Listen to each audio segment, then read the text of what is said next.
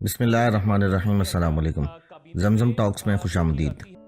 देखिए, मौखर नहीं किया गया।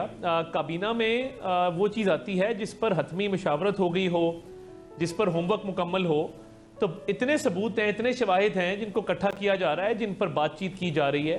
इत्तेहादियों से भी बातचीत कर रहे हैं, कानूनी माहिरीन से भी बातचीत कर रहे हैं। हम चाहते हैं कि एक मौसर और एक देरपा किस्म का इसका हल निकाला जाए। तो ये एक हमने तो कभी कैबिनेट के एजेंडे पे रखा ही नहीं था, और कैबिनेट का एजेंडा क्लियर था, 2 दिन पहले आ गया था।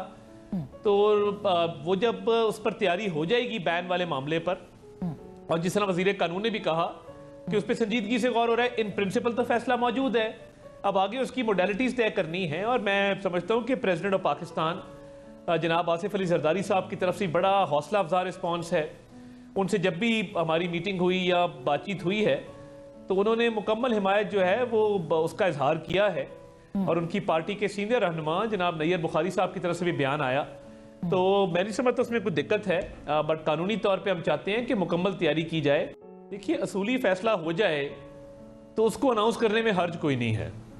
एक असूली फैसला मौजूद है गवर्नमेंट की तरफ से, पीपल्स पार्टी का हमारे साथ मुकम्मल इत्तेफाक है, और प्रेसिडेंट साहब ने इस पे बड़ा, मैंने जिस तरह कहा, उनका रिस्पांस बहुत हौसला अफजा था। डेडलॉक कोई नहीं है, और लीगल टीम उनकी हमारी टीम के साथ राब्ते में भी है, हम इकट्ठे बैठे भी हैं, और लीगल टीम ने आपस में मशावरत भी की है। अब लीगल उसकी तैयारी कर रहे हैं। तो एक फैसला हो जाए और इन प्रिंसिपल हो जाए, कसूली फैसला कर लिया जाए, तो उसकी अनाउंसमेंट करना ज़रूरी है। और उसकी अनाउंसमेंट के बाद बाकी जो उसके मामलात हैं जो उसको हतमी फैसले की तरफ लेके जाते हैं वो मुकम्मल किए जा रहे हैं।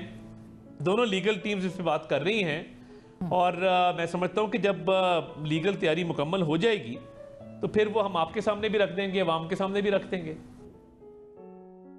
नहीं, मुस्तकबिल करीब में बिल्कुल इम्कान है, और भी लीगल ऑप्शन है जिनको वे किया जा रहा है। तो मैं समझता हूं कि एक मरबूत जो कानूनी हिकमत अमली है उसके तहत ही आगे जो बढ़ा जाएगा।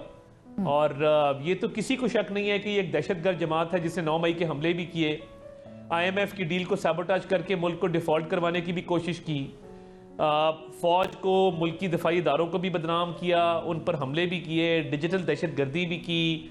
और इन पे देखिए, जो साइफर का केस है उसमें आप देख लें, जो सारे मामलात इन्होंने किए हैं, आज तक किसी जमात ने इतना तशद्दुद, इतनी अदम बर्दाश्त नहीं फैलाई माशरे के अंदर, माशरे को इतनी बुरी तरह तकसीम नहीं किया जितना इन्होंने किया है। और जिनके फॉलोअर्स जो हैं वो इस बात में प्राइड लेते हों कि हम तशद्दुद करते हैं और तशद्दुद में बिलीव करते हैं, जिनकी आइडियोलॉजी है, और जिस तरह RSS की आइडियोलॉजी है, या किसी ज़माने में अमेरिका में कू क्लक्स क्लैन था, तो ये तो उस तरह की फाशिस्ट किस्म के लोग हैं। देखिए, बात ये है, इसीलिए हमने कानूनी तैयारी करके वो शवायद सामने रखने हैं ना। मैं एक असूली फैसला हुआ जिसका ऐलान हुआ, अब उसकी हतमी फैसले की तरफ जा रहे हैं, तो उसकी तैयारी कर रहे हैं, वो तमाम शवाहिद रखेंगे। और देखिए, साइफर का लहराना, फिर कहना इसके साथ खिलवाड़ करना है, खेलना है, ये तमाम बातें खान साहब की ऑन रिकॉर्ड हैं। और जब ये बातें ऑन रिकॉर्ड कर चुके हैं, कैमरे की आंख ने देखी है, अवाम के सामने ये चीज आई है, तो फिर इसमें कोई काफी केसेस है जिसमें शक व शुबा नहीं है। फॉरेन फंडिंग का केस है, मुझे बताइए जूइश लॉबी खान साहब की फंडिंग क्यों करती है? उनको क्या मोहब्बत? नहीं, देखें, ना जल्दबाजी है ना दबाव है। अगर हमारे बच्चों ने इस मुस्तकबिल, उनका मुस्तकबिल सिक्योर होना है और उन्होंने इस मुल्क में अमन और सुकून के साथ रहना है, तो फिर ये सियासी जमात और पाकिस्तान इकट्ठे नहीं चल सकते। देखिए, PTV का हमले से लेके लोगों पर डंडे बरसाना, कब्रें खोदना, पार्लियामेंट का गेट तोड़ देना, मुझे बताइए ट्रोलिंग का मौजूद कौन है पाकिस्तान के अंदर? गालम गलोच की सियासत का मौजूद कौन है पाकिस्तान के अंदर? सोशल मीडिया पर तस्वीरें लगाकर लोगों की माओ बहनों को गालियां देना, ये तमाम तर चीजें लीडर ने कहा ना। लीडर ने जो स्टेज पे चढ़ के कहा है, कंटेनर पे चढ़ के कहा है, तुम्हारा खावन नाराज हो जाएगा, मेरा नाम मत, ये देखे ना, ये कोई बातें हैं? आप अपनी अगली नस्ल को क्या पैगाम दे रहे हैं? और ये वो शख्स है जिसकी तीनों बहनें कोर कमांडर हाउस के बाहर मौजूद थी, जिसका भांजा बाहर वर्दी की बेहुरमती कर रहा था, अंदर आग लगा रहे थे, फूल लेके गए थे, गुलदस्ते लेके गए थे, आग तो खुद ब खुद लग गई। ये तो फायर एक्सटिंग्विशर्स लेके फिर रहे थे वहां पे। आप देखे तो सही यास्मीन राशिद क्या कह रही हैं, आप देखे तो सही मुराद सईद क्या कह रहा है, आप देखे तो सही शदनाना गुलजार कह रही खान नहीं तो पाकिस्तान नहीं। नहीं, देखें, एक तो सहूलतकारी और गुड टू सी यू की बाकियात भी है ना, कुछ वो भी सारों के सामने तासुर यही है। मगर फॉरेन फंडिंग का केस फील्ड के अंदर है, फॉरेन फंडिंग का फैसला एक लीगली वैलिड ऑर्डर है जो कि मौजूद है। तो मैं ये समझता हूं कि लीगली भी बहुत सारे शवाहिद मौजूद हैं। अब ये जो सुप्रीम कोर्ट का फैसला है रिजर्व सीट्स वाला कि वक्त के धारे को वापस मोड़ा जाए, जो अदालत के सामने नहीं है उसको रिलीफ दिया जाए, बिन मांगे रिलीफ दिया जाए, एफिडेविट नहीं है, यानी एक बंदा कह रहा है कि मेरा खाना वल्दियत में मोहम्मद सलीम का नाम लिखें, आप कह रहे हैं नहीं इसमें वकार का नाम लिखा जाएगा। आप एक रिलीफ ही नहीं मांग रहे और आपकी एफिडेविट नहीं है वहां पे। तो ये देखें ना, ये किस किस्म का सिस्टम है कि जहां पे एक इस तरह का रिलीफ भी दे दिया जाता है। देखिए बात ये है, मिलिट्री कोर्ट्स में मेरिट पे उनके केसेस गए हैं जो संगीन जराइम के मुर्तकिब पाए गए थे।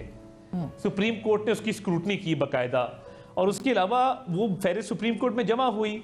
ये देखें, ये शहजाद अकबर का दौर तो नहीं है कि हम बैठ के पिक एंड चूज करें कि इसको हेरोइन डाल दो, इस बेटी को बाप के सामने गिरफ्तार कर लो, यार इस बंदे की मुझे शक्ल नहीं पसंद, ये शाम से पहले इसका प्लाजा गिरा दो। ये हमने सारी चीजें देखी है ना।